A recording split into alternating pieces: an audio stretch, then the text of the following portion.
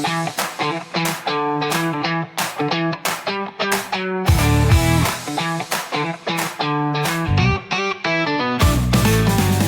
and welcome to the Grand Prix podcast! Hey! Una carrera de F1, por favor. We've touched down in Barcelona, and this track is one that drivers up and down the grid will know like the back of their hand. Why? Because for many years, the Barcelona track has been the go-to circuit for pre-season testing. The Circuit de Barcelona Catalunya was built as part of the 1992 Barcelona Olympics development programme, and this week, we're not just at the Circuit de Barcelona Catalunya, we are in the Grand Prix kitchen, whipping up a dish that's so spicy, so unpredictable, that it is, of course, our 2025 Barcelona GP Paella pure chaos! Ay, ay, ay, ay! Forget about your grandma's recipe, because this one's cooked up in the kitchen that hasn't got a Michelin stars, it's got 3 Pirelli stars. Oh. The Grand Prix Barcelona Paella serves 20 F1 teams, but only one champion, and the ingredients are 1 cup of flexi-wing fiasco from the FIA secret pantry, which was promised to be very potent, but so far hasn't delivered much in the way of juicy flavour. 2 handfuls of Spanish hero chorizos, one of the Alonso variety, which has been marinated in icon sauce and aged to perfection, and one of the Sainz variety, which is smoking hot and raring for a spicy comeback. A whole can of Hamilton Adami communication confusion. Add this one with caution, as you might be inclined to have a tea break whilst you're at it. 2 hefty papaya peppers. Ideally, prep and chop them and add them into the pan at the exact same time, and don't you dare try and give preferential treatment to one. Always follow the hefty papaya pepper rules on the label, please. 1 premium cut of Verstappen's P3 Wagyu beef, champion-worthy marbling. It's known to be expertly able to dominate any dish in a simply lovely way, but the flavour of the papaya peppers are currently overpowering the flavour profile, and a small sprinkle of Colapinto's Briatore pressure paprika. Rumour has it that this ingredient might only be used 5 times this year before it's swapped out for something more spicy and new. So, there you have it, Grand Prixers. That's our recipe for the 2025 Barcelona GP Paella of pure chaos! Ay, ay, ay! I have so many questions. Okay. One, how dare you? Hey! No, take it back to the start. You spoke in Spanish. I don't speak Spanish, so what? Ignorant! Oh. Do you speak Spanish? No, I don't. What does it mean? Uncultured! She barely speaks English. What did you say? It means 1 F1 race, please. Right, okay. I was ordering 1 F1 race, please. Okay. Why? Because it's nice to be polite, no?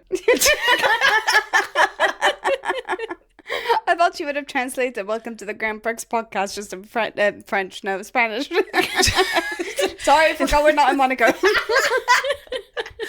I just thought it would be nice to. Oh yeah, no, I see your point. That would have been better. But it doesn't matter. Oh no, I forgot a bit. Okay, everyone be quiet. Get ready to feast your ears on all the analysis, opinions and drama from the Spanish Grand Prix. Now, let's get ready to cook up an absolute treat for you. There we go. Brilliant. Sorry, I forgot to scroll. That's on me. Yeah, no, that added so much. Thank you. The meal was incomplete. Well, before you dig into this juicy treat of an episode, girlies, what ingredients would you add into this Barcelona Paella Pure Chaos for 2025? It's got a bit sort of kids presenter, isn't it? Yeah, that's a little bit. You know what? The intros keep getting better and better. My surprise ingredient is going to be cherry tomatoes in the paella for Ferrari, because it's cherry red, the car. And that would be a surprise Ferrari move and strategies. I don't know. I have high hopes Surprise Ferrari moves and strategies. Yeah, I have high hopes for Leclerc and Hamilton. Oh, okay. Fair enough. Okay, so you're thinking Ferrari are going to be a spicy addition to the paella today. Yes. Okay, love that. Nav? Achoo! Oh no! Bless you. There's some green bogies in my paella, representing the Kick Salma. Do I think have some upgrades? There is so... Why couldn't you have said, like, green spring onion? Yeah. You've made it disgusting. Oh, You've made it inedible for everyone else to enjoy. protein. We need to rein in these intros. We're going to come across as absolute morons. Correction. You need to Yes. You write these at 2 a.m. This is your fault. I still love Skibbity. Bring her back. No! Since you love cooking up a storm, how about you cook us a quali lap? In Spanish. Oh, of course. Of course, yeah. Let's do it. I could do it in Spanish. I don't mind. Can you? Well, yeah, I lived in Spain for 3 years. When? Oh, you didn't know me then. Oh, convenient. Sorry, I have a past. Right, well, as I said, let's go into the Izzy's quali lap. You have 1 minute and 11 seconds to read your quali lap out, as that is the time from our pole sitter, Oscar Piastri. He's getting pretty comfortable in pole position, isn't he? He actually is, and I'm into it. I think he's also getting pretty comfortable at the top of the driver's standings, but it's all very close, so maybe Lando or Max can knock him down. We did see last year in the 2024 Barcelona Grand Prix that George Russell started in 4th place, and by the end of turn 1, he was in 1st place. Oh, damn. So people might be wise to his tricks. However, the top 4 of this race are also the top 4 in the championship. So with the 3 people ahead of him in the championship and the race, setting his sights right at the front might be what he wants to do again. Well, you've given away a little bit of our Izzy's quali lap early there. Shall Apologies. we just get straight into it? Estoy listo. What? It means I'm ready. Oh, wonderful. Well then. Oh, sorry, I don't know why I said it again there.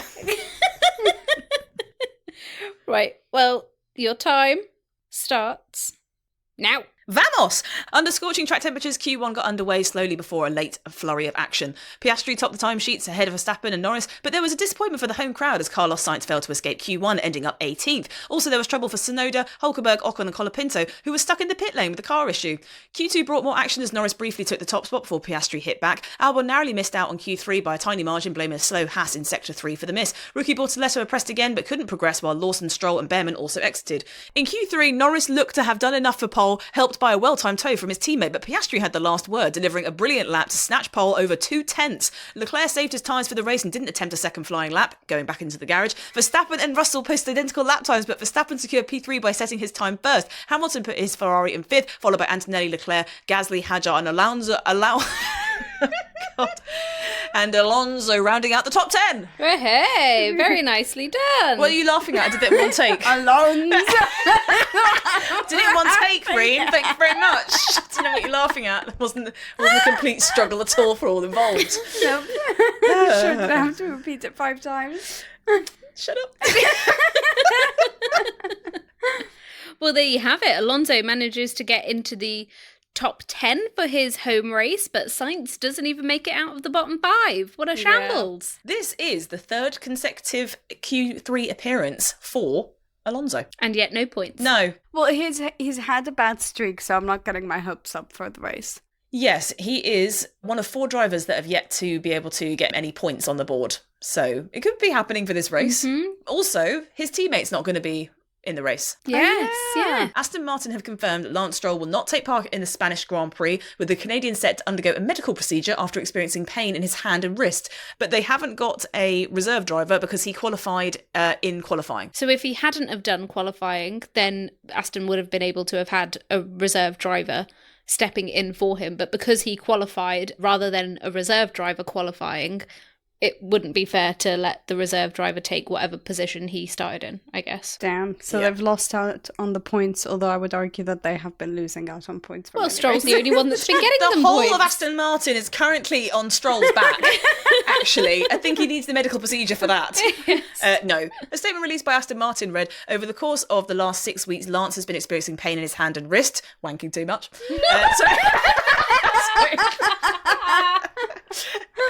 With his medical consultant believes it's relation to the procedure he went in 2023. As a result, his medical team have confirmed that he will not race tomorrow and he will undergo a procedure to rectify these issues before focusing on his recovery. Now, for those of you that don't know or weren't watching F1 in 2023, Miss Ream, that is one of you, Stroll sustained fractures and a broken toe after a cycling accident during the 2023 pre-season. So before the season actually got underway and we hadn't done any racing for that year, he decided to go cycling, and he's obviously not very good at it. No, I'm joking. No, he didn't. Which led him undergoing surgery following a process of rehabilitation, and he went on to make his return in time just days before the start of the campaign. Even though he was told not to, I believe. Yes. He's a fighter. He is.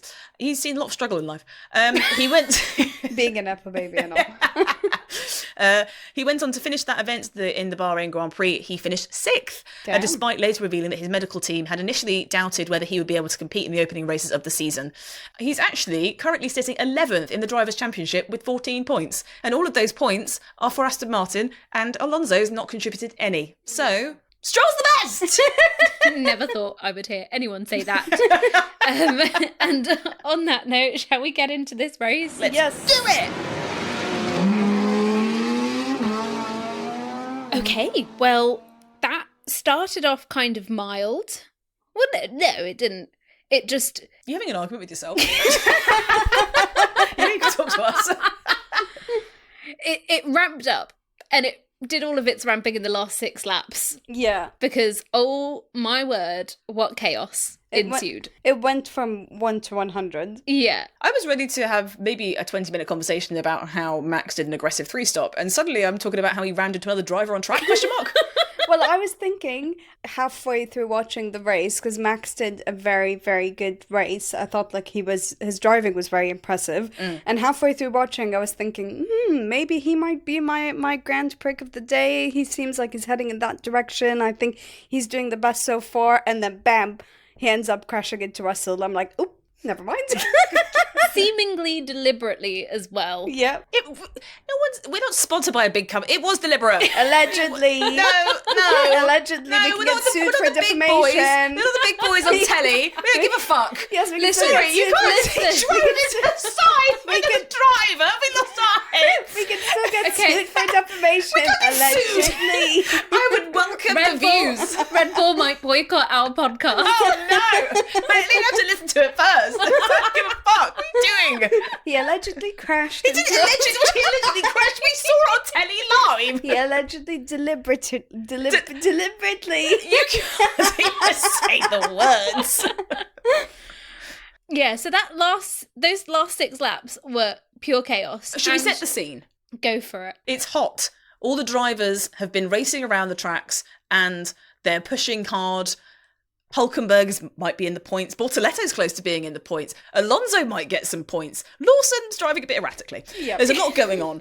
Hamilton has no pace. Max is chasing after the McLarens. Everyone thought that because of the flexi-wing controversy, they wouldn't be very ahead, but they've got a 1-2 in McLaren and they weren't giving up the lead at all. And we all thought, wow, what a great race. Bit dull, but what a great race. And then suddenly, Kimi Antonelli goes off into the gravel. Ka-dong goes his engine. Yellow flag! Wait, red flag. I mean, that's not true. I've just... No! Antonelli! Fuck! Oh no, what's happened? Safety car! Jude Bellingham's enjoying it. He looked over and was like, You're in the Mercedes garage. Stop being so excited at a Mercedes going off. Now, we saw lots of people come into the pits. We saw Piastri pit. Actually, we saw a very nifty Very double stack. clean double stack. I liked that. Do you know what a Yes. double stack is? Is it when they pit 2 drivers from the same team at the same time? Exactly that. Well done, you. I've been learning. I've been listening. I actually think if you're doing a double stack, I think that shows where your head is at mentally. Because if a team does that, the last team I remember seeing do that was probably Mercedes at their height of their dominance. The reason being is that it can go wrong. If your team isn't completely in sync with each other and your drivers aren't able to be able to drive beautifully and get that gap, because the person coming in second, which would have been Norris, needs to have a decent enough gap on track so that as Piastri comes in to get service for his tyres, as he leaves, there's no worry that Norris can come in without having to lose any time. So it needs to be perfect. And they perfected that, but amongst the chaos, got completely missed. So Papaya team, very proud of you. Then we saw Verstappen go into hard tyres. Yeah. Because my And man we were had done a lot of tyres. confused. Yeah. Why would you put him on hards? On a safety car restart? Oh. Verstappen saying, why are we on a hard? It's a very fair fucking question. We don't work in bloody F1 and we're like, eh? He'd done the aggressive 3-stop, which I thought was a really good strategy because he didn't have the pace on merit to be able to beat McLaren, so you got to try something different. So he went on to hards. We saw Leclerc come in and pit onto softs. We saw Hamilton pits onto softs. And then on lap 56, we had Max actually asking GP, his race engineer, saying, why are we on the hard? And then GP came back and said it was our only option, which makes sense because he was in the pits quite a lot today. So then the safety car, obviously we had to let all of the lapped cars get passed again. And there were many. There were many, yeah. There were About many. half of the grid had Yep. been lapped. I thought we left that bullshit in Monaco, but here we are. So half of the grid had to unlap themselves. So the safety car was ending on lap 60, meaning on lap 61, we were able to go racing again. And Piastri did a very, very good job of leading off after the safety car. He did quite a heavy brake, which almost caused Norris to go into the back of him and Max to overtake him. But as he said, all of that was overshadowed by the antics going down in 3rd, 4th and 5th place. Yes. Because Max on the restart in P3 on his hard tyres, which as we know take longer to warm up, whereas everyone around him was then on softs. He was hard in a soft sandwich. He was. And that's a horrible sentence, by the way. well, He was hard. He was hard in a soft I said he was a hard, not he was hard. I'm dropping the A to make it more salacious, all right? So everyone around him on the soft tyres were able to get a much quicker restart after the safety car, and he almost lost the car. He did a brilliant job of recovering it, but in doing so lost a position to Charles Leclerc, who was in P4. And we're racing again. Okay, let's see what's Leclerc's going on. getting close. Leclerc is on Max here. Oh! Whoa! Max's tyres are not happy! Oh my god, there's loads of cars. Oh my god, my Russell God, as well! George! Oh, No my way. god! Hulkenberg's up to P7! No one cares. Max went still in off! the running area. Oh, Leclerc's passed. You could see that Charles was ready to pounce. Because Yeah. Max, obviously, he went slightly offline and then he had this massive snap of oversteer. And by the time that he got his car straightened back up, Leclerc could smell the chance. to Yeah, get on and the podium. Leclerc's front wheels were already past him, so as far as rules are concerned, that is like he has basically got that position because his front wheels are ahead. And Max kind of veered slightly into him. They had a little tap. Which Leclerc actually admitted after the race. He didn't want to be on the side of the track that Max was on. So he was trying to push him over slightly. Yeah. So he was very open about it. Which he's completely in his right to do as the car who was in front. Yeah. Alongside, but also kind of in front. Yeah. And then what happens is George Russell thinks, oh, I'm going to have a go at this as well. He would have had a massive slipstream from both of those cars Yeah, coming exactly. down. Which is Both exactly of what he those seemed would to have been giving him loads of pace to come up. Max and George then had even bigger contact than what Leclerc and Max had. Yep. And as a result of that contact, Max then went off the track and sort of, went down the little side road, which is, where they're meant to safely go off to rejoin the track again, and managed to stay ahead of George. GP, Max's engineer, was then radioing him to say, we think you need to give that place to George. Max obviously didn't like the sound of that, and to be fair, this was a bit of a thing throughout the whole of the race, people using that side road once they've gone off track, and that is the safe way. The rules say if you go off, you need to take that road down, but it's actually faster than just staying on the track. So a lot of the people who would go off would go down there and still end up ahead. And then the other person would be arguing, well, they need to give that position back. But actually, they've done everything the rules say by going down that road. So one for the FIA to look at next year, I think.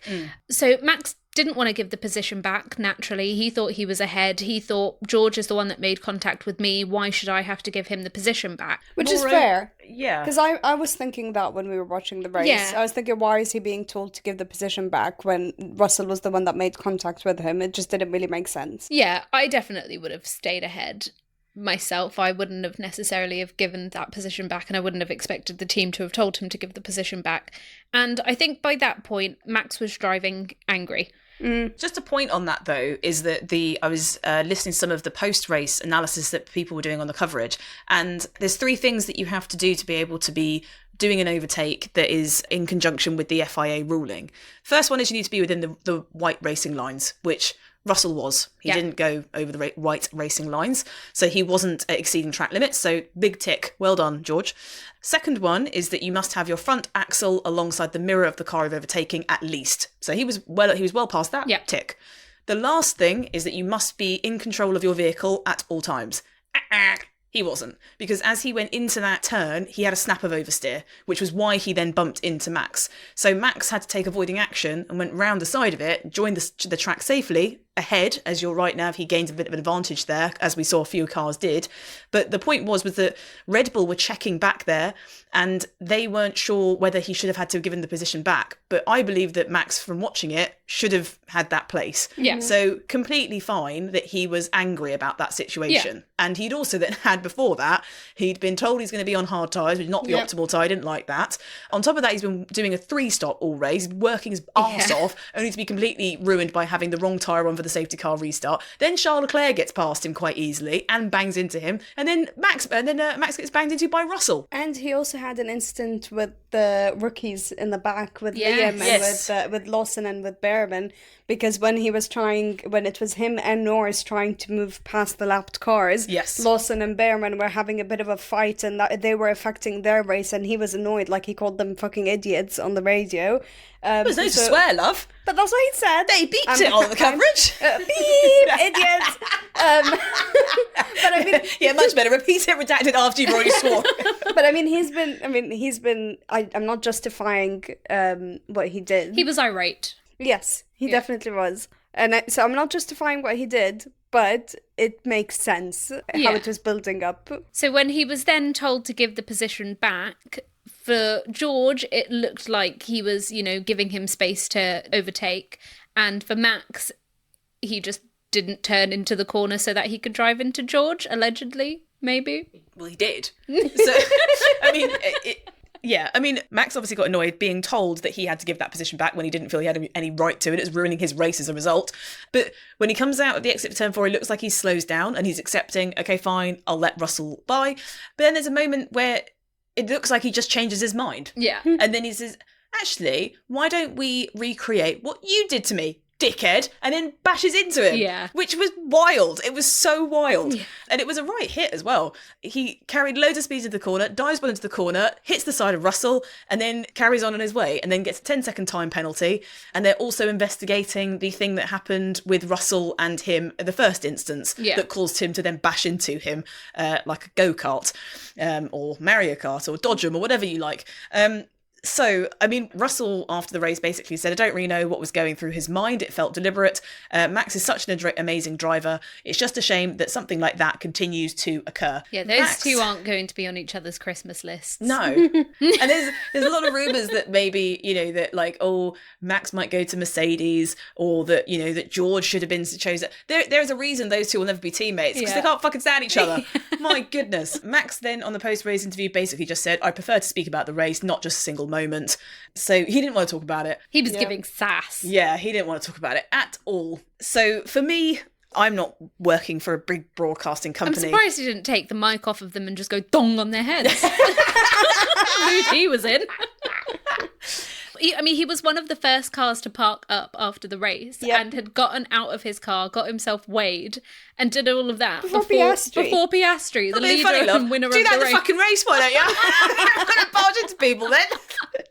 Listen, I think Max is an incredible racer, but when he acts like that, he just comes across like a complete idiot. He ruins need. He's got himself. so much brilliant raw speed, pace. He's got a wonderful nature when he's carrying on. He's very happy, but this other side of him just ruins. It completely dims the shine on an amazing amount of talent that he has. And I mean, he was on the hard tyres. Yes, they would have taken 1 or 2 laps to warm up properly, but after that, he can just razz it and kill those tyres. He could have seen himself back on the podium. He could have chased down Leclerc, who had passed him, if he just hadn't done that. Because now he ended up, P10? Yeah. With 1 point instead of all those other points. That, you were so close in the championship. Why ruin it like that? Yeah, I agree. The thing I also found absolutely hilarious about it was that obviously this all happened in the last couple of laps of the race. Yep. And, the stewards investigating obviously take a little bit of time to look into it. And so while all of the cars were kind of completing their last lap and stuff like that, they then announced his 10-second penalty. So he obviously would have then gone down to 10th after that 10 seconds had been applied. And at the same time that they announced that and dropped his positions back down, he was also announced as driver of the day. Yeah. Yep. I have a question on behalf of the F1 fan rookies. Not that they asked. What is the drama behind Verstappen and Russell? So the drama between Max and Russell goes back to last year when Russell qualified on pole in Qatar after Max was handed a grid penalty for driving unnecessarily slowly ahead of Russell, who was on an outlap. Now, if you want a full breakdown of all the drama, go back to episode 1, our drivers episode, where we give like a rundown of all of the drivers that are lining up on the grid this year, excluding Colapinto because he was not meant to be here. And we do like a full breakdown of all of that drama. Basically what happened was after Verstappen got a penalty, he said that Russell's appeals to the stewards for his penalty had made him lose all respect for him and warned Russell that he would overtake him at any cost. And Russell claimed that Max said that he was going to put Russell in a wall, which Verstappen obviously denied. Verstappen overtook him into turn 1, and ever since then, basically, they just haven't liked each other. And there was a whole big drama at the drivers' dinner that they had. That was so funny. Yeah. But yeah, they haven't been a fan of each other since Qatar. At the end of the season, the drivers decided to all have a dinner together. George Russell was one of the last to arrive. The last chair that was available was next to Max Verstappen, and Max Verstappen jokingly said, "Come and sit here, mate." And George Russell decided not to do that and decided to drag his chair, similar to the main character in Pitch Perfect, and drag it all the way down to Lewis Hamilton and sit next to him, as opposed to having to sit next to Max Verstappen because they were beefing. Damn, that's a bit petty. So yeah, they haven't been friends with each other for a while, and I think this is kind of just adding to that feud. So that was Max getting himself a 10-second penalty, which ultimately meant that he only gets 1 point for this race, which is still better than his teammate, Yuki Tsunoda, Yes. who is still not performing wonderfully. And in terms of the championship, this obviously has a very big impact, because after this race, we've seen a mix-up of the Constructors' Championship standings. McLaren, obviously nothing's moving there, they are still leading it, but Ferrari have jumped from 4th to 2nd in Constructors after this race. I'll tell you why that's wild. Lewis Hamilton got overtaken by Kick Sauber today. Yep. Of Nico Hulkenberg. So P2, is that where they should be? No, they shouldn't be there at all. Absolute scam. But it shows the power of having 2 drivers instead of 1. Exactly, and that is very much shown in the fact that it has meant that the Red Bull have dropped down to 4th in Constructors, because obviously only Max is getting them a decent amount of points, this race excluded from that. Well, let's talk about it. Yuki knows his way around a race weekend. He's obviously been with the sister team for many years, and he was then promoted to Red Bull for the Japanese Grand Prix after Liam Lawson put in 2 pointless outings and struggled for pace in his promoted big man seat. However, Yuki qualified 5th for Racing Bulls in Australia. Since going to Red Bull, his best starting position has been 8th. His racing results since he's been at Red Bull has been 12th, 9th, DNF, 10th, 10th and 17th. And today he ended his race 13th. Yeah, it's not good. So whilst he's taken home points in 3 races, he's only added 7 to Red Bull's tally. And Isaac Hadjar has scored a total of 15 points, and he was 10th in the standings coming into this race weekend. He obviously crashed heavily in Imola earlier in the month before finishing 2 laps down in Monaco last weekend, and he started the Spanish Grand Prix in 20th. Over the radio, he communicated to the team that he felt he'd had a clean lap in Q1, and then after qualifying, when he was right at the back of the pack in terms of times, he said, "Whatever I do, nothing happens, and feels like this car is eating the tyres like hell, having degradation massively. It just really stacks up. I think the core limitations, they're there, and I don't know what it is. I can't really have an answer for that." And Red Bull's team boss Christian Horner admitted that Yuki has the hardest job in the world, being Max's teammate. That's not really what you want to hear, is it? I don't really get it. Is it the fact that the Red Bull generally is very difficult to drive? Yes. Like the Red Bull cars, and then Max knows how to drive it, and that's why he gets points, but anyone who ends up in the second seat doesn't? Or is it the fact that the second seat just isn't great? Like, is it that they're doing more improvements on Max's car and not so much doing that on the second one? Max himself was saying that he was struggling with driving the car today. Yeah. So I think it is just fundamentally an issue with the car overall. Max probably is a bit better in it because he's had it for longer and kind of understands a bit more of how to try and control it. But even he's struggling. He's just struggling while also still scoring points. I think the second Red Bull seat has been a problem for Red Bull since around 2018, when they had Daniel Ricciardo as Max's teammate, who decided to leave under the guise of he wanted a different team to work with. But I think the real reality of it was that he was not getting as much preferential treatment that Max was. And there's been a whole host of other teammates that Max has been put with. We've had Alex Albon, we had Pierre Gasly, we've now had Liam Lawson, we had Sergio Perez, all of which have then gone on to do, be in different teams. That's so wild. I always forget about Perez. I know. But he was Max's teammate for quite a while. Yeah, he was. Yeah, he's just out of my brain, out of sight, out of mind. Yeah, but the teammates, Alex Albon, for example, has gone to Williams. He's doing an incredible job and is regarded as a very great racer. Well, not today. Not today, no. Pierre Gasly has obviously gone on to go and work with Alpine and has had podiums and wins and stuff and has done a great time there. But at that second Red Bull seat, I think that the way that Max drives is that he's able to drive around a lot of the problems with the car. And it sounds like it's a real pain in the bum to have to work with. Max even defended Yuki to the Dutch media. Now, bear with me. It's a bit of a strange quote, but just hang tight. Yuki isn't a pancake. This this has been going on for a while. He's got bunda. Yeah. Park that for us to the side.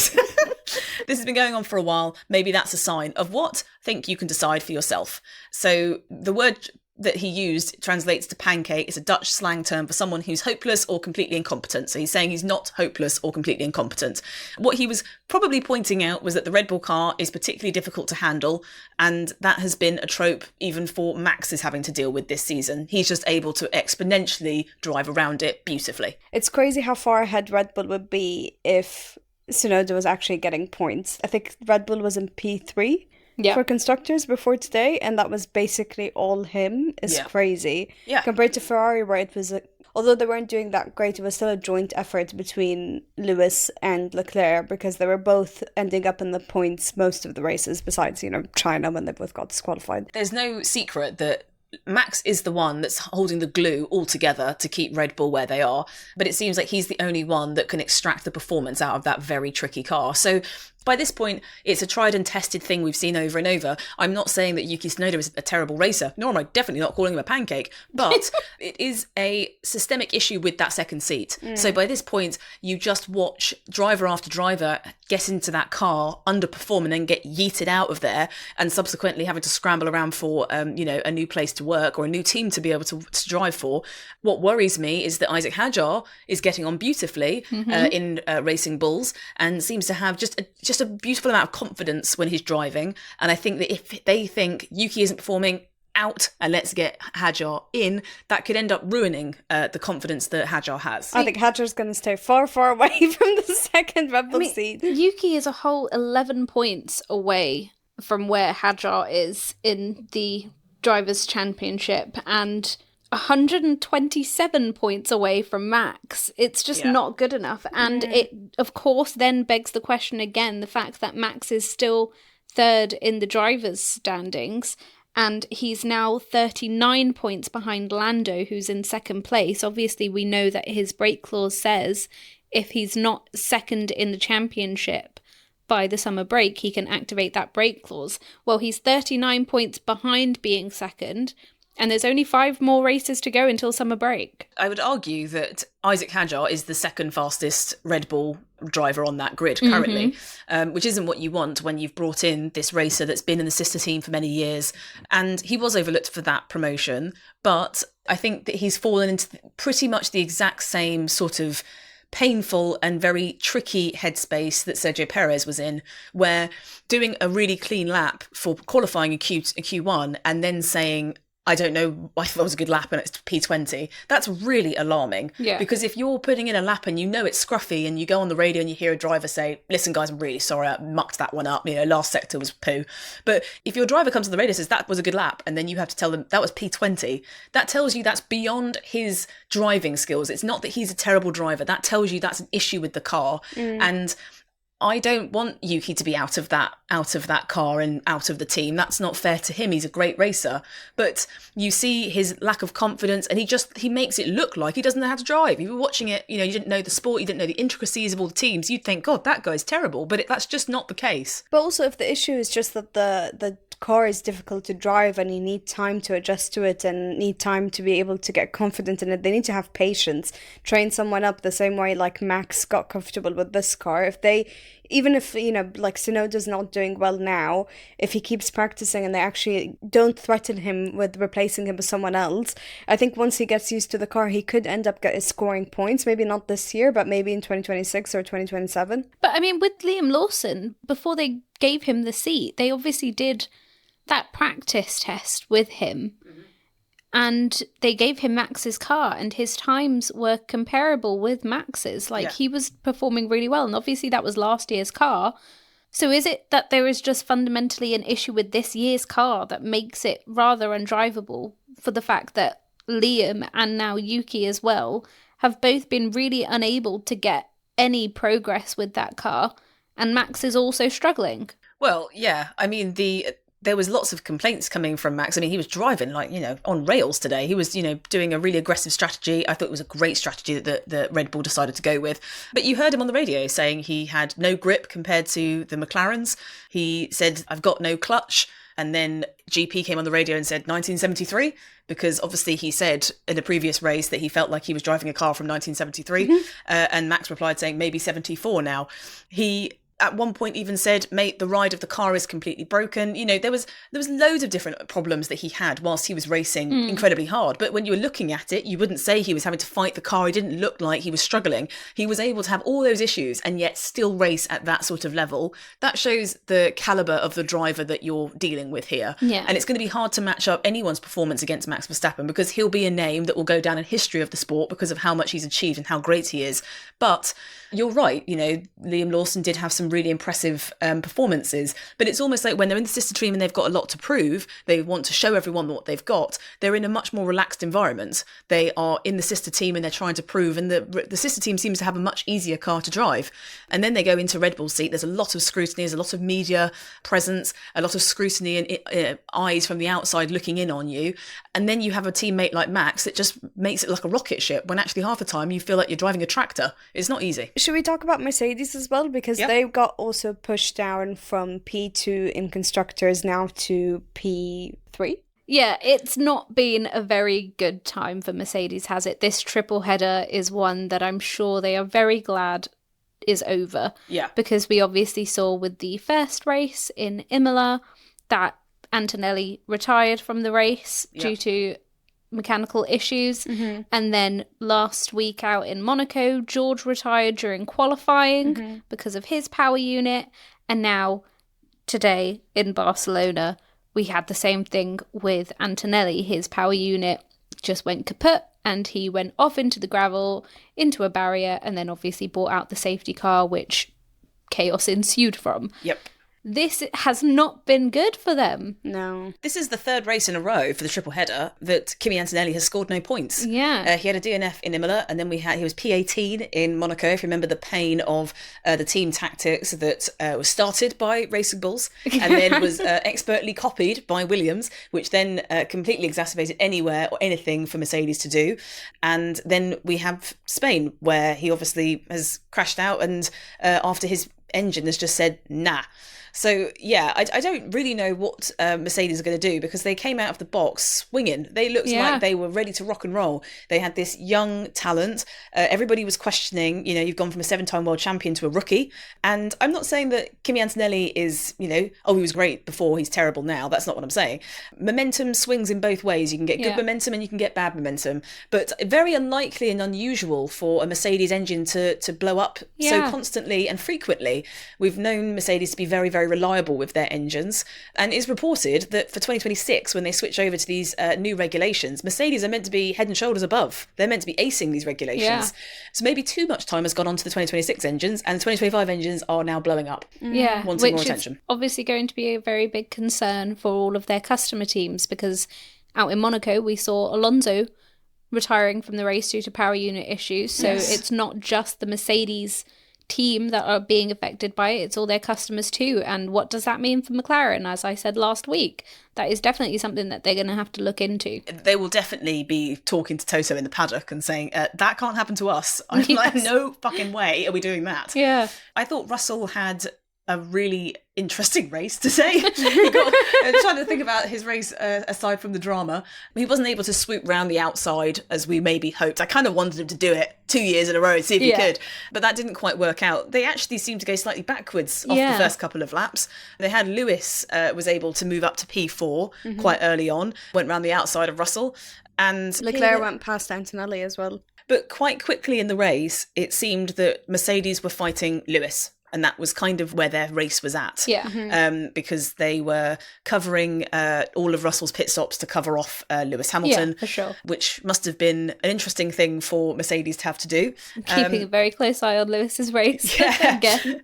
They're sort of in this weird bubble where they're not off the pace and they're just in no man's land, but they're also not close enough to the battles in front to be involved in it. Which is so bizarre, because at the start of the season, I thought that they were like almost certainly going to be P2 in Constructors. Yeah, I thought they were going to come out the gates. Up until this point. Yeah. So what has gone so wrong? I think it's, I mean, I don't think it's anything to do with their driving or their strategies. No. Obviously with Monaco was Monaco's an anomaly for them. Yeah, because that was not their, I mean, it was not their fault. It was the, like you said, Racing Bulls and Williams' strategy that kind of fucked them over, and that's why they couldn't really move up. But besides that, we kept saying in the podcast that what was good about Mercedes is that they had consistency. Both Russell and Antonelli were scoring points, and that's what got them to P2, and Antonelli was doing amazing, and I don't think it's down to their driving. I think it's the whole engine thing that's messing them over. Otherwise, I think if Antonelli ended up in the points today, Mercedes would have probably kept their place. Yeah. I hope Antonelli doesn't get too crushed by it, because I think the fact that he's still a rookie and he's still fresh and he can probably get in his head. I hope that the past 3 races don't end up affecting him, because his driving genuinely has been really good up until this point. Yeah. Well, now that we've spoken about the top teams in some ways, should we move on to someone who's usually at the bottom? Nico Hülkenberg.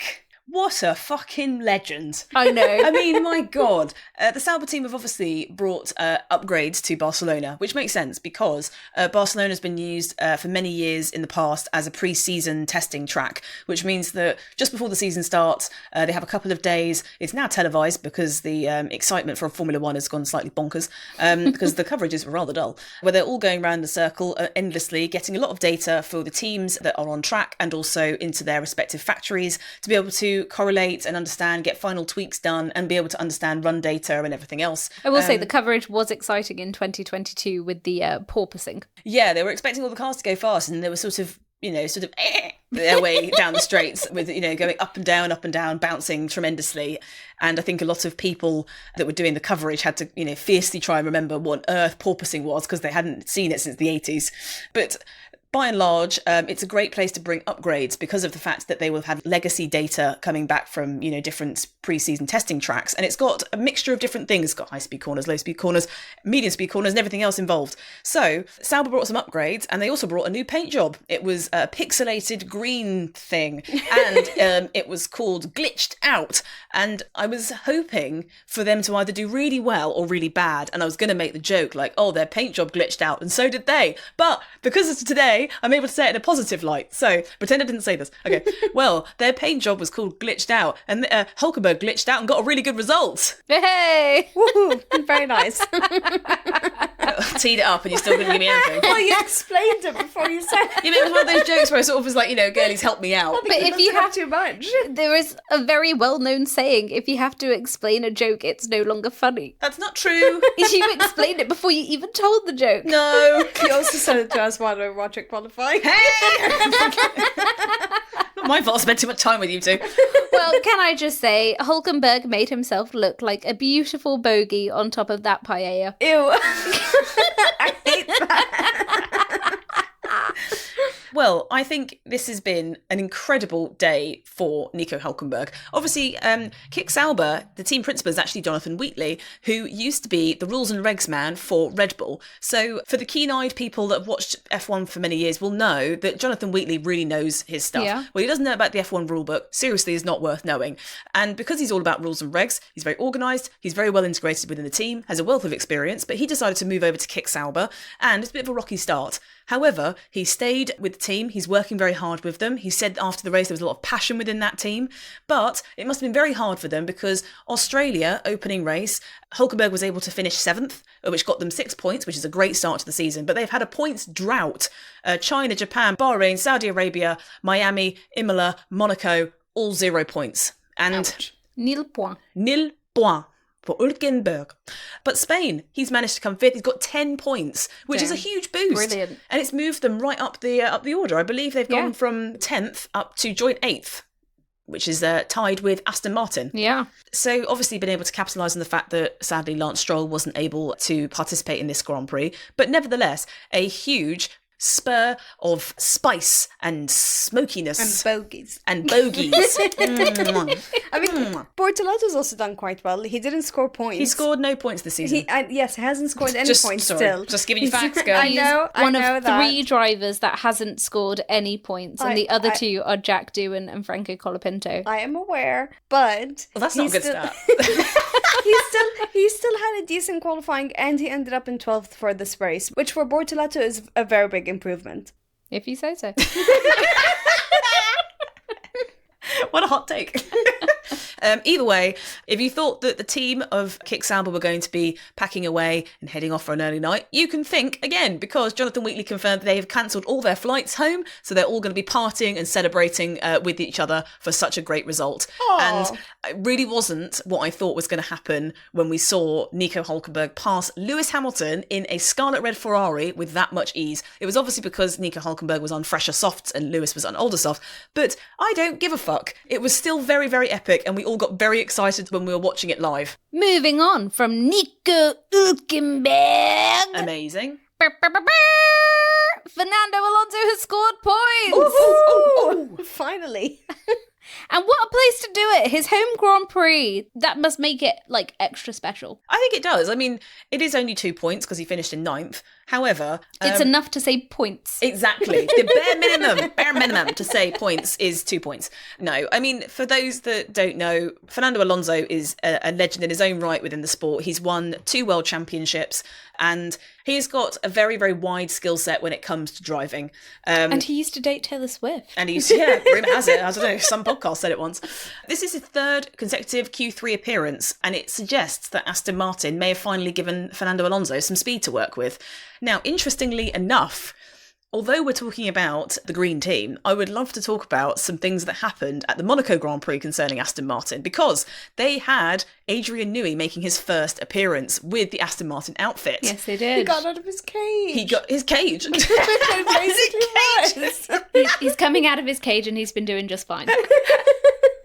Did you get the reference? No. Oh my god! Oh my lord! Mr. Throw away the whole person. Brightside, coming out of my cage and I'm not British. I'm not gonna get that reference. Well, shame on you. For reference, Nav, I loved that joke. Thank you. Yes, so Adrian Newey was spotted with his iconic notebook in hand, and he was checking out all the latest innovations from the competition up and down the grid. He's been appointed, obviously, the newly created role of managing technical partner, as well as becoming a team shareholder for Aston Martin. Now, people at home, what does that mean? He's rich. So Christian Horner actually quipped that seeing Adrian Newey in the Aston Martin uniform made him look like a giant bogey. So God, this episode has to have bogeys in the title, huh? Yes. Drink every time you hear bogey. According to the design legend... Bogey. Are you all right, Nav? That's 5 drinks. According to the design legend, an uptick in performance bogey for Aston Martin will work in progress as some of the team's tools are weak. Apparently he said that the driver in the loop simulator needs a lot of work because it's not correlating at all at the moment, which is fundamental for research. Driver in the loop DIL simulators are critical for F1 teams in this era of extremely limited testing. Basically, these simulators are designed to replicate real-life racing conditions, and engineers have the ability to tweak weather, setup, and other variables in order to create a realistic experience of the event, which means accurate feedback is critical. So it was a bit shocking. I think Fernando Alonso kind of came out and said, it's not the case. But Adrian Newey is coming in and he wanted to see how the team operated across a race weekend, what things they've got going on at the factory, what things need to be tweaked. And he's basically come out and said, like, well, you're not making great cars because none of it's correlating with this, the simulators. You need to get this sorted. So whether his feedback to the team is rather damning or isn't, he's doing the work because, he would have had to have gone through with a fine-tooth comb to have found all of these bits and bobs.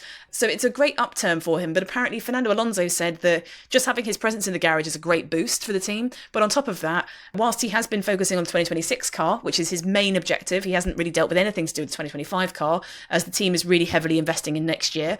He did say that he was kind of poking some of the engineers and saying, have you thought about this? Maybe you could try that. Maybe you could do this. So Can't help himself, can he? Can't help himself whatsoever. That's fun little bogey. Exactly. So I'm not going to say that his one appearance for Monaco means that the car is better because he gave one suggestion, but I feel like maybe if they're already seeing an upturn in performance, having Adrian be able to give some suggestions and then they're, being able to get some on-track time, because obviously Alonso retired last race and they didn't have Stroll. At least they've got a whole race distance from Barcelona and now some points. I can maybe kind of give them a bit more of a G-up for the next few races. Maybe all Alonso needs is to know that there is no chance of Lance Stroll scoring a point for him to get his thumb out of his arse and actually score points himself. Maybe he's actually quaking under the actual strength of Lance Stroll and he now feels that he's being pushed out of the team because Lance Stroll is clearly outperforming him. Yeah. Doesn't sound likely, but wild. We wish Lance Stroll and his wrist many happy returns. On to Bogey. Should we move on to the McLaren boys, as they have dominated this race? Let's go McLaren. To talk about McLaren, first we must talk about something else. Does anyone know what I might say? Me, pick me. You want it too much? No. Really? I've never felt more like Hermione in my life. Give me a hint. Oh, and I'm with Ron. I mentioned it in the intro as the first ingredient. And it was from the FIA Secrets Pantry. What? No. Me! Let me do it! You know what? Is it about the new regulations potentially affecting McLaren? What's it called? Flexi-wings. Yes! That should have been my point. I got it! We're all sad about it, to be honest with you. Bogey. Okay, it's a race we've all been waiting for, race 9, and we're officially just over a third of the way through our F1 2025 season. And as we head to the final race of the European header, there was a lot of chatter about something called flexi-wings, a brand new technical directive from the FIA. So, what's it all about? Why is it such a big deal? I will let you know. No, let Reem answer it. She knows all about it. Okay, fine. First header I have here is, what in the hoot and heck is a technical directive? Technical directive is when there are changes to technical stuff in the cars. Next header, what is a flexi-wing? Flexi-wing is front wing? Is it? My next header, why would teams want this? To move faster. Okay, and the next heading, the timeline of flexi-wings. 6 years. That's not a timeline. That's just an amount of time. I don't know. My next header is, will it make a difference? Yes. My next header is, impact of the TD? What impact of the TD? Slower cars. But some cars will win. I'm over you. Okay, now that you've listened to that fucking waffle, a technical directive, or TD, isn't a rule change in itself. It's actually a clarification from the FIA on how existing rules will be interpreted and enforced in the sport. They're often I got that one. Yes, you did. Sorry, was that news to you? Do you think she kept asking you the next question because you were getting them all right? At least I got the first one right. Good God. They are often accompanied by new or tougher tests. The FIA's goal with TD018, which is its technical name, is to draw a definite line ensuring the bodywork flexibility is no longer a grey area exploited for performance gains by teams. So, what is a flexi-wing? The concept of a flexi-wing is deceptively simple. It's a wing, usually the front or rear, that appears rigid when static and passes standard FIA tests, but then visibly flexes or bends downwards at high speeds under aerodynamic loads. Why would teams want this? Because a wing that flexes can reduce the amount of drag on the straights, it will give the car more top speed, while still providing maximum downforce in the corners when rigidity is needed. It's a clever way to gain a performance advantage. This isn't a new phenomenon in F1. Teams have always looked for ways to exploit flexibility in bodywork. However, the intensity of this particular issue has grown significantly over the past year. So, the timeline of how this has all come about and has landed on our laps for Barcelona 2025 is that late in the 2024 season there was whispers and suspicions around flexi-wings, particularly gasps. Oh, thank you for the SMR. Particularly noticeable on the rear wings of some teams began to intensify, and McLaren's impressive performance, for example, brought increased scrutiny to their designs. The FIA, as the governing body, started increasing its monitoring, including using high-definition cameras on cars to observe wing behaviour and speed. Cut to early 2025, like in Australia, China and Japan, the FIA introduced initial stricter tests, particularly to rear wings, to counteract what some called the mini DRS effect that was created on the McLaren. However, as the season progressed, it became clear that teams were still pushing the limit, especially with front wings. And data that was gathered by the FIA showed that despite passing static tests, wings were actually able to deform more under racing conditions.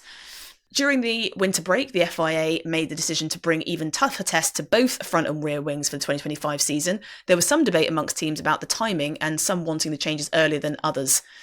And then this weekend, this is the critical moment for the front wings. The FIA has issued the technical directive, which implements significantly more stringent load tests for front wings. For example, the maximum allowed vertical deflection for the front wing is under 100 kg load has been reduced from 15 millimetres to just 10. Similar reductions apply to other tests. So the question we were coming into this race this weekend was, will it make a difference? Will it mean that McLaren won't be dashing off into the sunset, taking 1-2s the rest of the year? Will it hamper their progress? And everybody was all gripped. Everyone was staring at the telly, hoping for qualifying to see a difference. And we didn't see much of a difference. We didn't see much of a difference at all, because Piastri took pole, and who took second place? Norris. That was a bit of a pause. Norris. So we had a 1-2 for qualifying. And today in the race, who won the race? Piastri. And who came second? Norris. Boom. So there we go. Did it slow them down? Did it fuck? Which is why one of my headers said, impact of the TD? What impact of the TD? So they were hoping that maybe it would bring the field closer together, which it already was, to be fair. But then race stints, McLaren are able to scamper away. But I'll tell you one person that wasn't impressed, Lewis Hamilton. He actually said it was a waste of money. He said it's just wasted everyone's money. It's changed nothing. Everyone's wings still bend. It's just half the bending. And everyone's had to make these new wings and spend more money to make them. It's just doesn't make sense. But I mean, you have pointed out that the gap between the McLaren cars and the cars behind them is shorter. Like, there wasn't a 30-40 second gap between them. It was significantly a shorter gap. Yeah, I agree. I do think that, I mean, it's hard to say because it's one race. We might see it, that they just aren't able to scamper off as much into the distance across the rest of the season. But it was still a dominant race from Piastri. He came out of the box and whilst we had Max Verstappen that was, hot-headed and absolutely, turning the air blue around him, you had the Iceman in front that was just cool, calm and collected the whole race. So I definitely felt that although people wanted, I don't know who would say this, someone here wanted Verstappen to win so it would make it closer in the championship. That's crazy, because that didn't happen. But I think you can never discount Max, but where McLaren are after this race, I think comfortably confirms that it will most likely be Oscar and Lando will be the ones that are fighting to the end of this championship, unless we can see an upturn in performance, because the flexi-wing fiasco has not slowed him down at all. Yeah, it doesn't seem like this flexi-wing stuff has had any impact at all, really, and people like Toto Wolff and others saying that Ferrari were going to be, the ones that would be least impacted by it because they were more conservative with their wings. Obviously, Leclerc did get a podium, but I'm sure that has absolutely nothing to do with the flex of his wing. No, not at all. Do you think it affected the Williams cars? Because their performance in this race compared to last week was... Yes, I think Albon's wing was affected today. Twice. Well, yeah. By Lawson. Yes. Your favourite. Yes, now, you sit there and answer for your main man. No comment. Okay, brilliant. Put the fifth there. But do you think it was because of this technical directive? Or is it just bad luck? No, I think it's just bad luck. I think Sainz has been struggling through qualifying regardless of the wing or anything like that. Albon had a decent qualifying, but they both dropped down significantly and stayed down as a result of their front wings. Both of them had slow first pit stops because of their front wings. And after the second bout of damage that Albon had, was obviously told to just pit to retire from the race. And then as that happened, also was given a penalty, so they quickly sent him out again to serve his penalty and then retired him afterwards. But what would have happened if he didn't serve the penalty? Because, I mean, he was already in, like, 20th. So if he hadn't served his penalty and had just retired, the penalty would have carried on to the next race in Canada, which we saw a few years back with Sergio Perez. So he actually retired from... This was such a bizarre thing to witness. This was a bizarre race. I remember this. So he retired from the race, got out of his car, went about his life in his little garage, in his little driver's room or whatnot in the Red Bull garage, and then was issued with a penalty, got back in his car... unretired from the race, served his penalty, and then retired again. And as a result of that, they then said, okay, fine, there's nothing in our rulebook to say that you can't unretire yourself from a race, but going forward there will be. No more. You can't just hop out of your car and then get back in it willy-nilly. You've done this shit one more time, Perez, and we're changing the rulebook. I mean, it seems like that's how they make up most of their rules. Someone finds a loophole and then they go... Yep, genuine, yeah. Done. Yes, that's like children and parenting, though, isn't it? Like, it's just completely the same. I mean, I think Carlos Sainz was kind of in the bin from qualifying, let's be honest. Yeah. He's never failed to score points in Barcelona the whole of his F1 career. One, it's also his home hunting ground, so he wants to do well in Espanyol. But he exited qualifying in P18, and he had a huge recovery drive facing the, ahead of him on Sunday. But his qualifying was completely ruined by Colapinto stopping in the pit lane with some sort of an issue, which meant he couldn't move. You're technically not allowed to overtake in the pit lane, but because the car couldn't move, everyone was allowed to. It meant that he was left with less time to improve his lap. He ended up saying after qualifying, honestly, it was a very tricky qualifying. I thought today we had the pace to go through to Q3 if we put things together, but unfortunately we were out of position after Franco had a problem in the pit lane. So even though Williams have had a brilliant resurgence for 2025 and have been regularly able to get at least one car into Q3, it just wasn't their day. And I feel like when Williams have a bad day, they have a really bad day. Yeah, and when it rains, it pours. Yeah, literally. I think it was a weekend to forget. But I still think that Williams have some of the strongest driver lineups across the whole of the midfield. Yeah. They have such great drivers, so I'm sure they'll bounce back. So those are the main headlines from the race. But outside of the racing, off the track, sitting on this sofa, not recording a podcast, not watching a race, we've also been watching a bit of Netflix. We have. Now, we all know what Netflix did for Formula One with Drive to Survive. The series was able to pull back the curtain, humanise the drivers and make them feel relatable to fans, and brought millions of new fans into the fast-paced, albeit slightly male-dominated sport. Now, Rima, I have a question for you. Did you hear about the American actress that got stabbed recently? What? Her name was Reese... Witherspoon. No, with a knife. Oh, for God's sake. Anyway, well, the brand new series of F1 Academy hit our screens on Wednesday, 28th of May. The series centres the 7-race 2024 season in a 7-episode series produced by Reese Witherspoon's production company, Hello Sunshine. I hate that. What a weird segue. Do you know what's funny? I even wrote your reply, which is exactly what you said into the script. I'm too predictable. Yes, you are. No, it's just the correct answer. In my defence, I sent it to Nav yesterday and she loved it. Nav? Yeah, but on mic, it's just a bit lame. Hey! You probably laughed yesterday.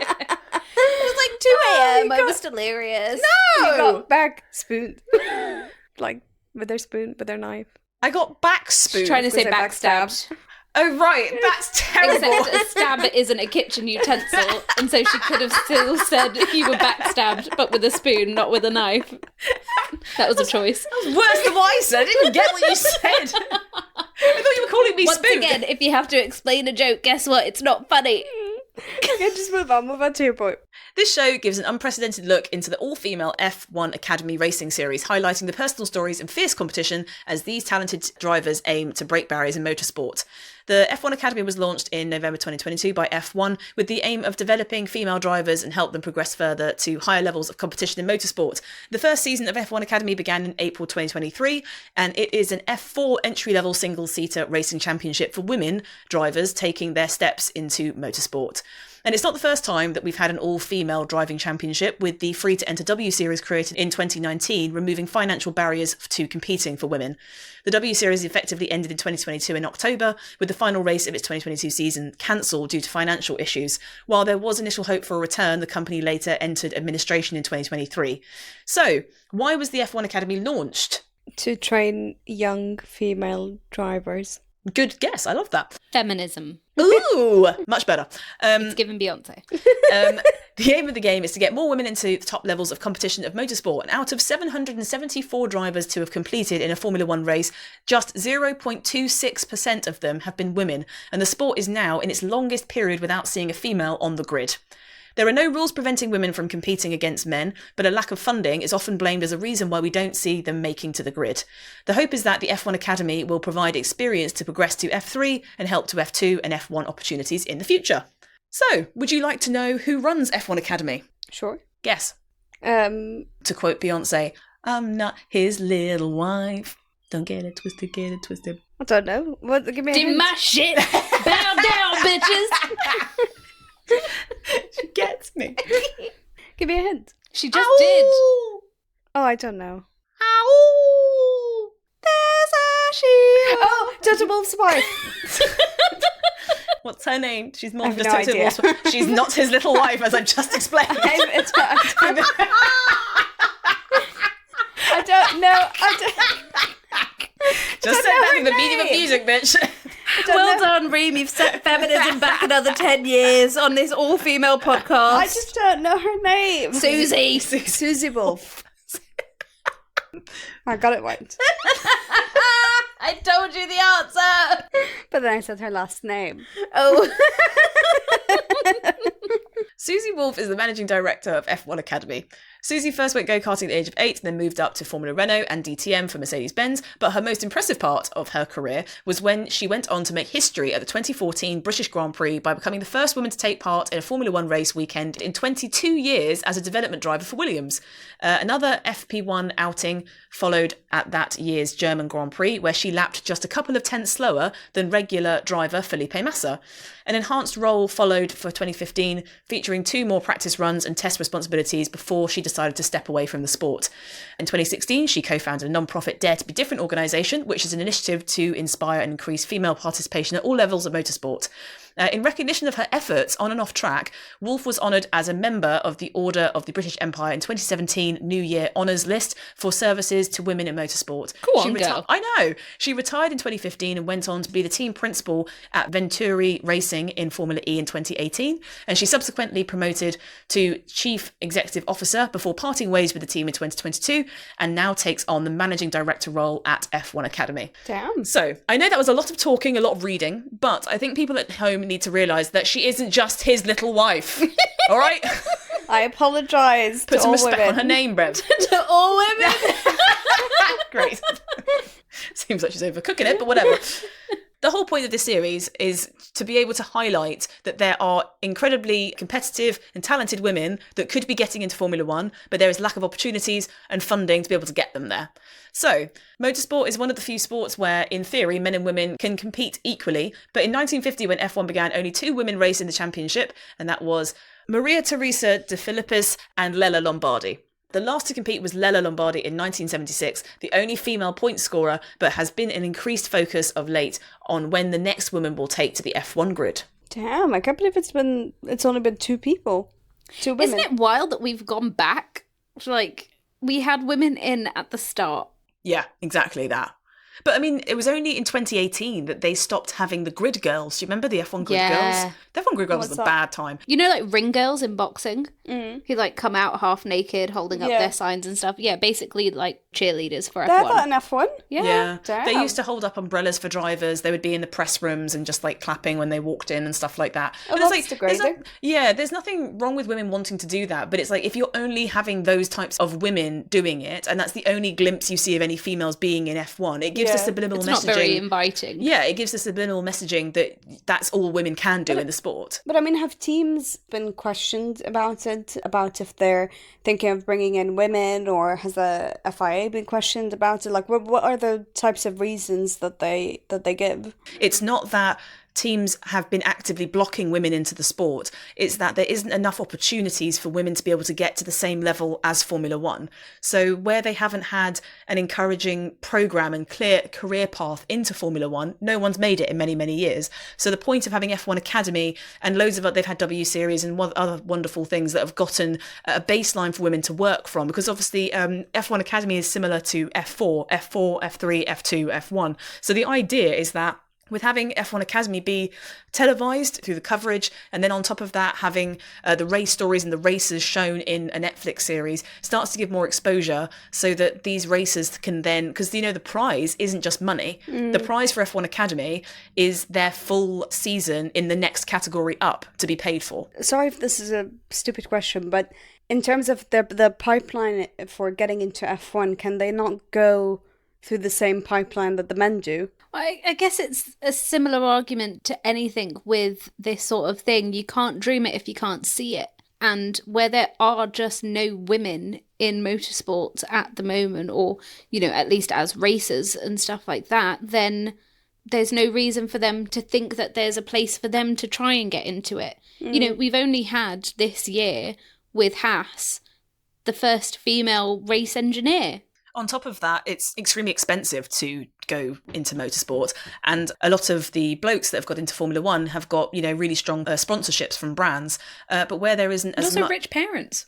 As where there isn't as much funding for women to be able to go into their series and start training up and getting the experience needed to get to somewhere like Formula One, there hasn't been any standout women that meant that brands have started sponsoring women. And if you don't have sponsorship to be able to help fund your race career, you won't have a race career. But even still, there's so much inequity in the sort of sponsorships that they do get. Yeah. Because with all of the F1 teams now, you see their sponsorships are like sports brands and tech firms and stuff like that. With the F1 Academy series, their cars are decked out in Charlotte Tilbury and Pepe jeans and stuff like that.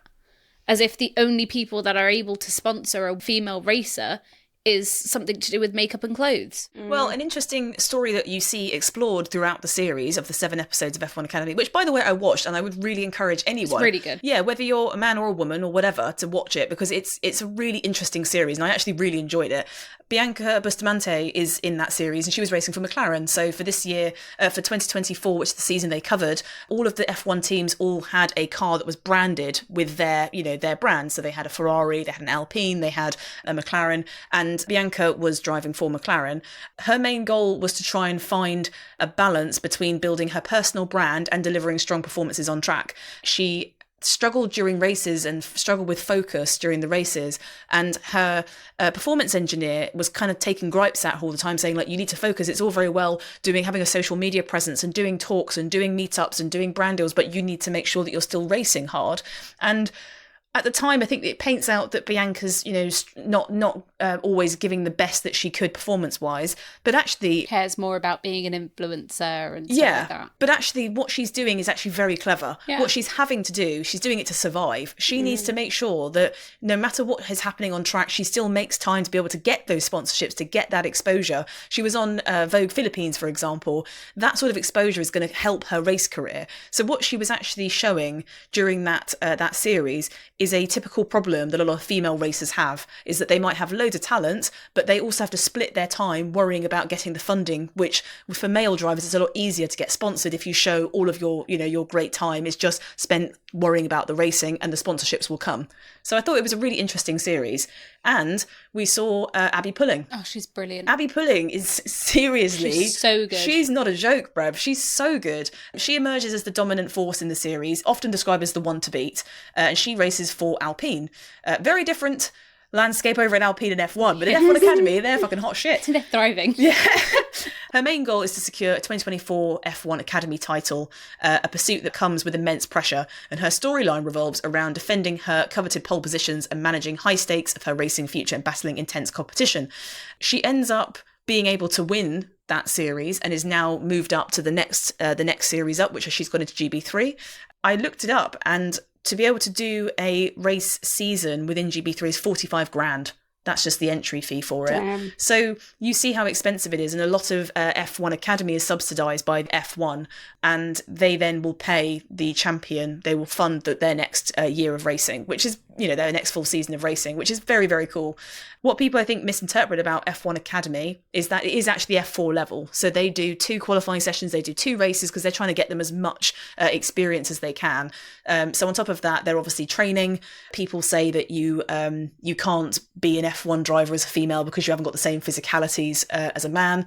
I've looked into all the science, the data. I'd say it's fucking horseshit because it's... You're in a car. Exactly. You're driving a car. That's what I mean. Nico Rosberg, who was doing the coverage for Sky Sports today, he's the 2016 F1 champion. He actually had to stop cycling because he needed to lose muscle on his legs. He needed to be smaller for the car, which tells you that actually you could argue that a female sort of anatomy and makeup is smaller, more compact, and be much easier to be able to fit in an F1 car than a bloke.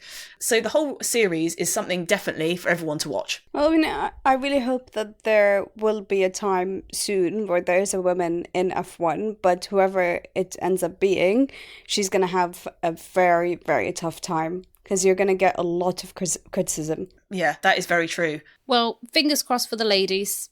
And fingers crossed for you, Reem, because it's time for Reem's recap. Oh, okay.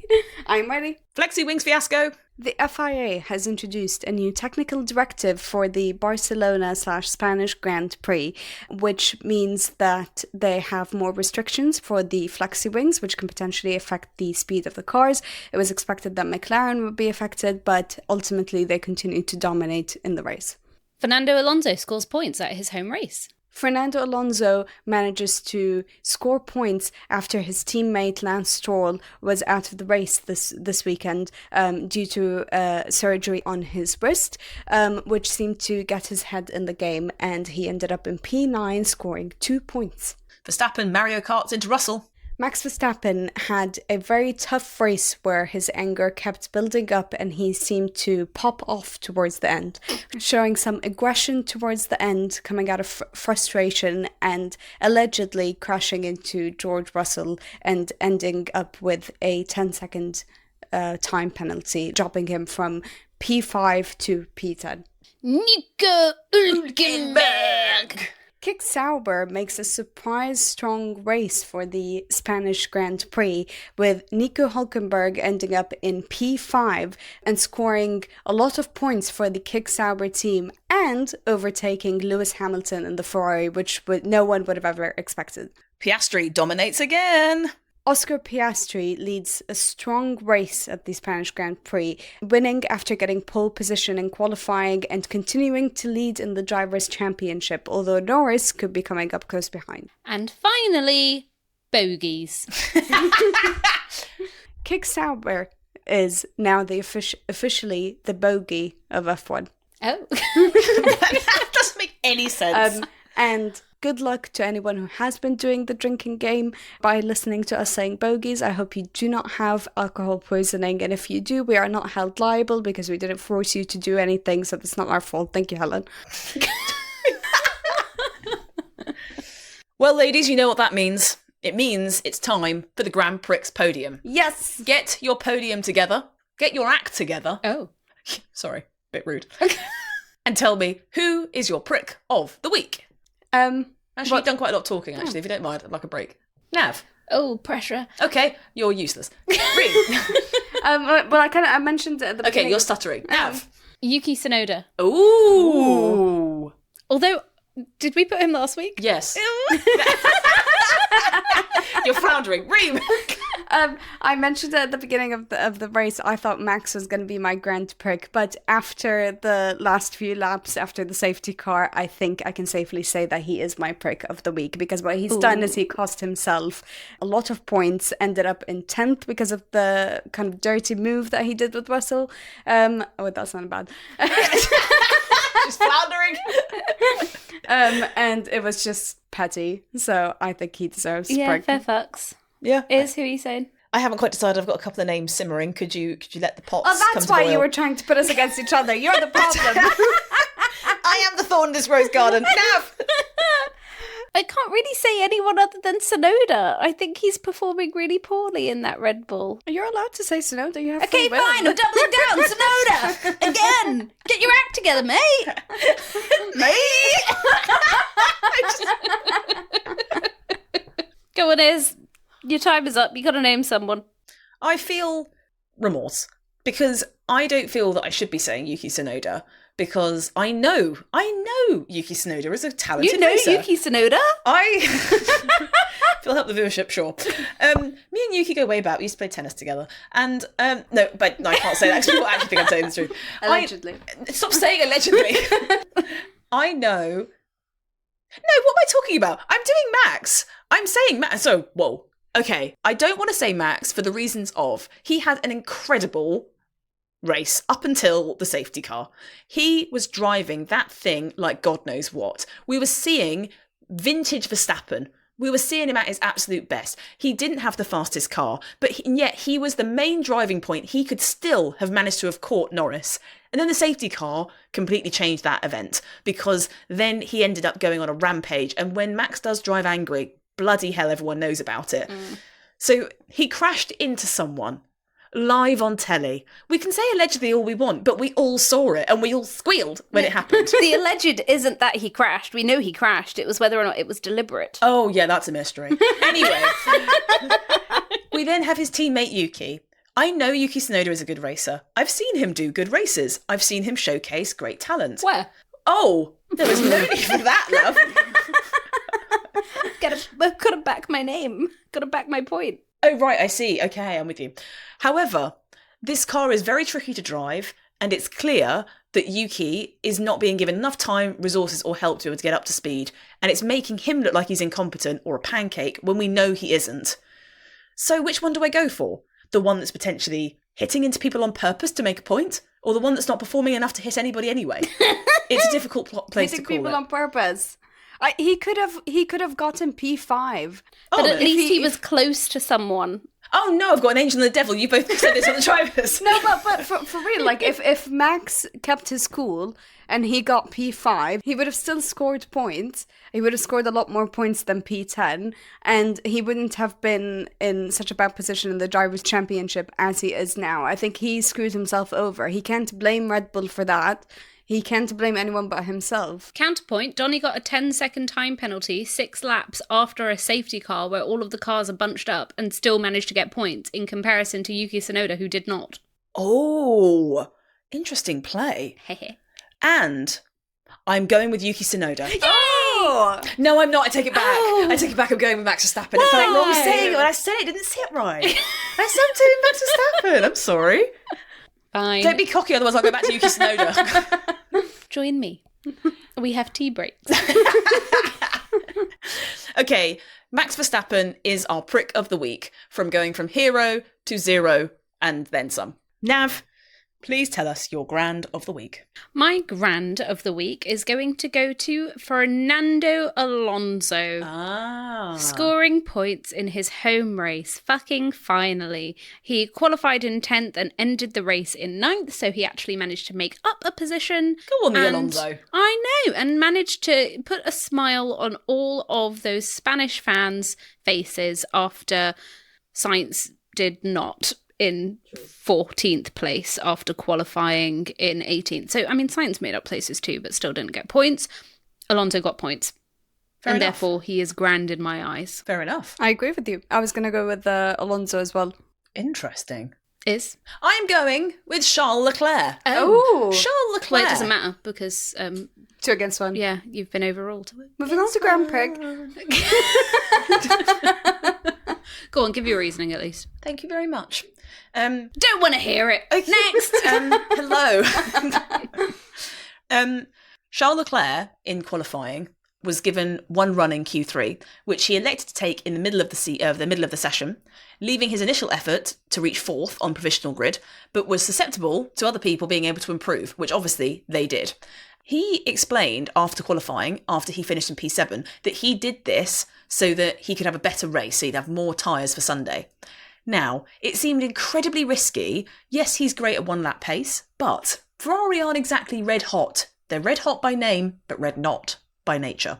So I was a bit confused whether that was going to work out or not. However, yes, the shenanigans of Max Verstappen and others did get embroiled in drama, but Charles Leclerc was able to get himself a podium and once again was able to outperform that car with his wonderful driving. So I think a grand for a team that are in desperate need of a fucking upgrade because they are not anywhere where they should be. Although they are P2 in the championship, so maybe I'm chatting shit. But I thought a great recovery drive for Leclerc and actually quite a shrewd strategy, which I wasn't sure was going to pay off, but it ended up paying off. Ooh, am I changing my answer? Am I going to Leclerc? You can't change your answer now. Join me, we have t-shirts. I'm changing my answer. I'm going to Leclerc.